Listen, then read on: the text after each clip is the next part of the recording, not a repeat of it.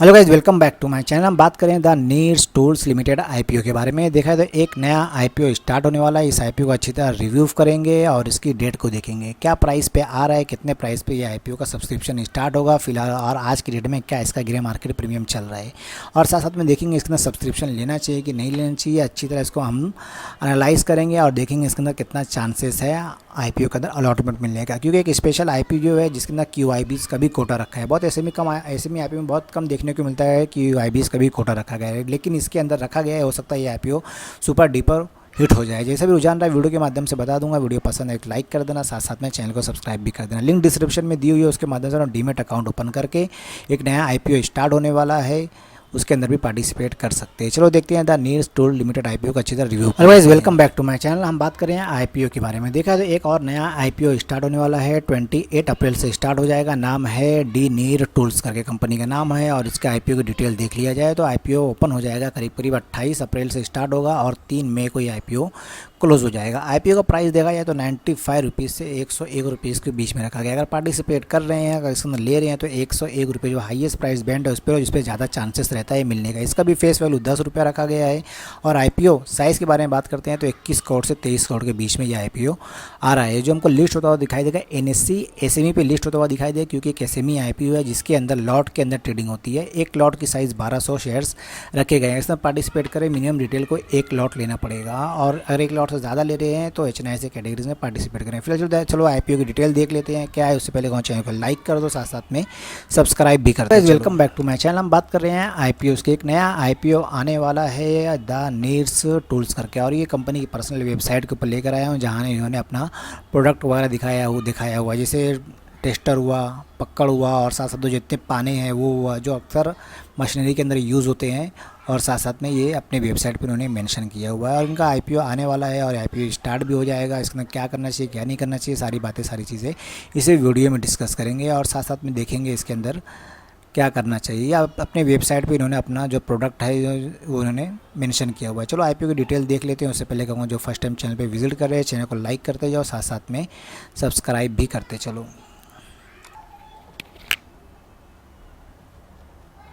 हम आईपीओ को डिटेल देख लेते हैं। अगर आईपीओ के बारे में बात करते हैं तो कंपनी की शुरुआत हुई थी 1952 में शुरुआत हो गई थी। द नीड टूल्स करके कंपनी है जो सप्लाई करती है इंडस्ट्रियलिस्ट टूल्स वगैरह सप्लाई करती है। और कंपनी जो ऑफर करती है स्पैनर्स, रिंचेस, प्लेयर्स, और साथ साथ में कटर, एलियन की, और साथ साथ में हैमर, स्केटरी और स्क्रू ड्राइवर टूल्स किट्स, और साथ साथ में टूल कैबिनेट और ट्रॉली वगैरह ये कंपनी सप्लाईज करती है। और बात करते हैं कंपनी के बारे में तो कंपनी का नाम, ब्रांड नेम है द नीड्स करके कंपनी का ब्रांड नेम है। और कंपनी हैज़ एब्सोल्युटली देखा जाए तो करीब करीब 250 डीलर्स इनके हैं थ्रू आउट इंडिया के अंदर। और कंपनी के बारे में बात करते हैं तो specialize the provide safety tool like non sparking tools, insulated steel tools और non sparking insulated tools, stainless tools, और साथ साथ में मैग्नेटिक टूल्स वगैरह बनाती है। और साथ साथ में टाइटेनियम टूल्स वगैरह भी इनके साथ में है, और अदर हैंड टूल्स वगैरह बनाती है। और कंपनी का डिटेल में बारे में बात करते हैं तो the needs tools client listed Tata steel, Indian oil, Larsen and Toubro, Assam petroleum और लोहिया कॉरपोरेशन, पॉलीकैप्स और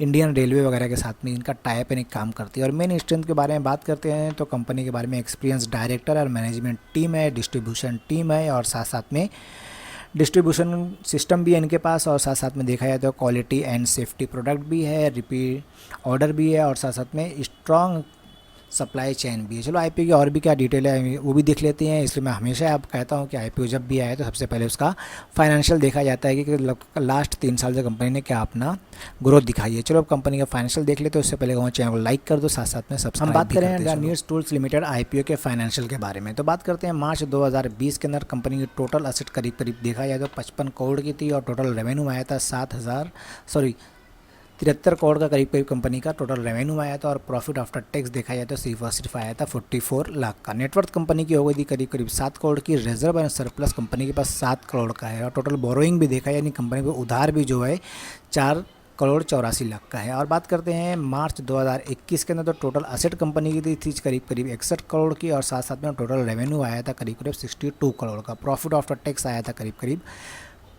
65 लाख का। और नेटवर्थ कंपनी की हो गई थी 3 करोड़ 20 लाख की। रिजर्व एंड सरप्लस कंपनी के पास करीब करीब था 3,17,00,000 और टोटल बोरोइंग कंपनी के पर करीब करीब 11 करोड़ की थी। और बात करते हैं मार्च 2022 के अंदर टोटल असेट कंपनी करीब करीब 99 करोड़ की थी। और बात करते हैं टोटल रेवेन्यू की तो करीब करीब 80 करोड़ की करीब करीब टोटल रेवेन्यू भी आया था। प्रॉफिट आफ्टर टैक्स 5 करोड़ का आया था और साथ साथ में नेटवर्थ कंपनी की हो गई थी 23 से 24 करोड़ की और रिजर्व एंड सरप्लस 6 करोड़ का था। और लेकिन बोरिंग भी देखा जाए तो करीब करीब 24 करोड़ का कंपनी के ऊपर उधार भी है। ये अक्टूबर का देखा जाए तो जो टोटल आया था इसके अंदर करीब करीब 125 करोड़ का टोटल असेट हो गई थी और टोटल जो इनके पास रेवेन्यू आया था 56 करोड़ का और साथ साथ में प्रॉफिट आफ्टर टैक्स 3,86,00,000 का हो गया था। और नेटवर्थ कंपनी की थी करीब करीब 30 करोड़ की नेटवर्थ थी। रिजर्व एंड सरप्लस 4 करोड़ का था और बोरोइंग देखा जाए तो करीब करीब 24 करोड़ की कंपनी की बोरोइंग थी। और एक बार और अच्छी तरह समझ लेते हैं इनका फाइनेंशियल देखा जाए एक बार गौर से तो इसके अंदर अगर मैं कहूँगा तो profit after tax year on year में थोड़ा ग्रोथ देखने को मिली है। और रेवेन्यू भी देखा जाए तो करीब करीब 73 करोड़ से डायरेक्ट 8 करोड़ तक का कंपनी 80 करोड़ तक का करीब कंपनी का रेवेन्यू भी हो गया था। और रिजर्व एंड सरप्लस भी देखा जाए तो 7 करोड़ से करीब करीब 6 करोड़ तक का इनके पास रिजर्व एंड सरप्लस भी है। लेकिन कंपनी का सबसे बड़ा नेगेटिव पॉइंट यही आ रहा है कि कंपनी के ऊपर उधार बहुत ज़्यादा है। देखा तो 4 करोड़ से डायरेक्ट 24 करोड़ कंपनी के ऊपर उधार भी चढ़ चुका है। फिलहाल चलो देखते हैं और भी क्या डिटेल है कंपनी की वो भी देख लेते हैं और साथ साथ में देखते हैं। अगर आईपीओ को डिटेल में बारे में बात करते हैं तो देखा जाए कि आईपीओ 28 तारीख से स्टार्ट होगा और 3 मई को आईपीओ क्लोज हो जाएगा, जिसका फेस वैल्यू 10 रुपये रखा गया है। आईपीओ प्राइस 95 रुपीज़ से 101 के बीच में रखा गया है। और देखा जाए तो लॉट साइज़ करीब करीब 1200 शेयर्स का लॉट साइज़ है। और टोटल इशू साइज़ देखा जाए तो करीब करीब 23 करोड़ का पूरा इशू साइज़ और पूरा इसके अंदर फ्रेश इशू रखा गया है, जो हमको लिस्ट होता हुआ दिखाई देगा NSE SEBI पे लिस्ट होता हुआ दिखाई देगा। और साथ साथ में बात करते हैं इस आईपीओ की कोटे के बारे में तो इसके अंदर जो रिजर्वेशन रखा गया है तीनों का कोटा रखा गया है। QIBs भी है और HNIs भी है और रिटेल भी है। बात करते हैं QIBs का तो करीब करीब 25% रखा गया है और HNIs का 36% रखा गया है।